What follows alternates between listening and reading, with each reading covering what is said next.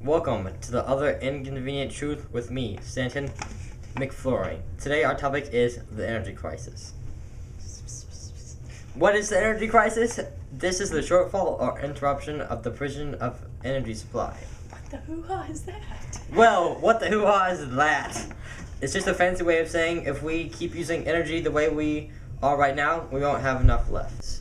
Crisis drove major investments in advanced batteries and electric cars, which were seen as the best and most flexible way to substitute their fuels for petroleum. When we come back, we'll talk with our street reporter, Carmen. The United States consumes 25% of the world's oil. 71% of that oil is imported. 61% of the world's oil reserves are in the Middle East. Thank you, Middle East. And remember, don't forget, we do it for the children.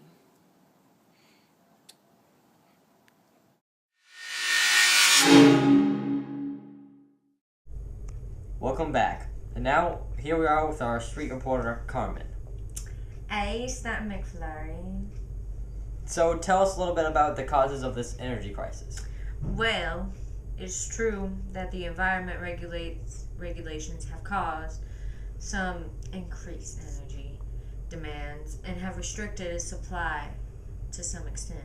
I have no idea what you just said. Well, people be asking for it, but we ain't got enough. Oh, well, could you get a little more in depth on that, please? Well, when the population rises, the demand for energy rises to sustain life. The demand has surges at a rate of 4.3%. The demands include demand for energy pricing policies, oil import quotas, lack of incentives, and depletion of domestic oil and gas reserves. What are some other reasons we are having an energy crisis? Well, another reason that we are having an energy crisis is that we have poor distribution of the energy. Like, we lose about 15 to 20% of energy through this. Well, thank you very much, Carmen. You're welcome. We'll be right back after this short break. Today are very troubling times. The price of oil and gas are going way up. We are running out of coal before we can make more. One way to help with this crisis is to use less energy. I don't always inform everybody about world crises, but when I do, it's about the energy crisis.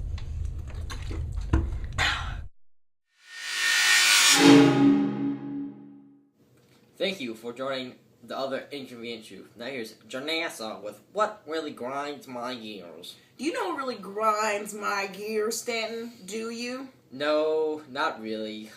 Well, let me tell you what really grinds my gears. Negative effects of the energy crisis. Okay, Janessa, what are some of these negative effects?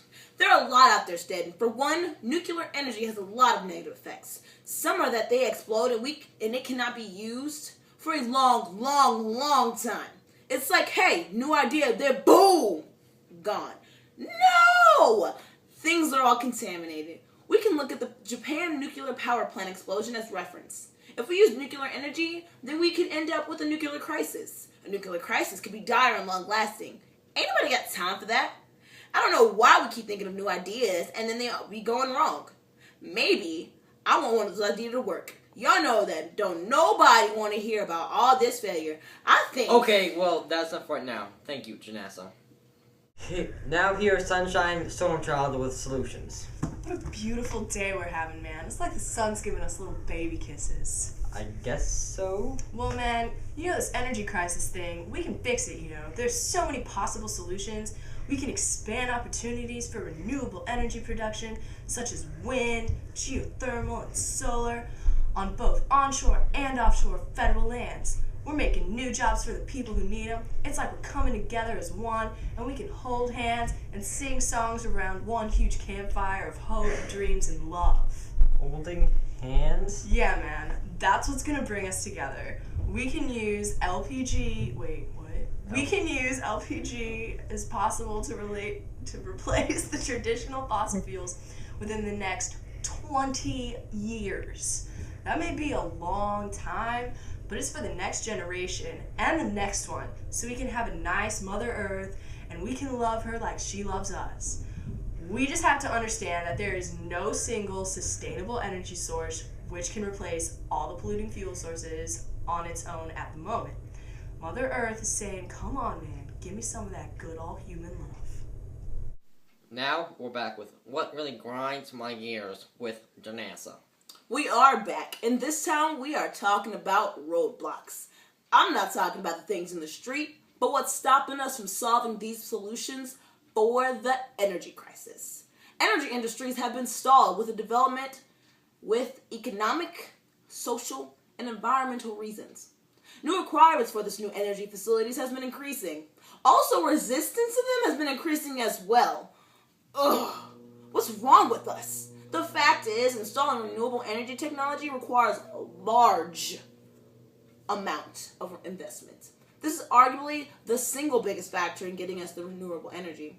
Due to the burden of the government, it took administration 2.5 years on top 8-year process to approve Cape Wind, the nation's first offshore wind project. That's way too long. That's enough for today. Back to you, Stanton.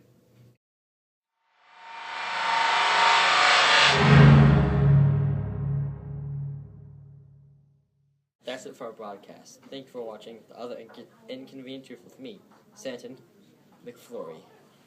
And Carmen Lopez. Janice Johnson. Sunshine Stormchild. We love Mother Earth.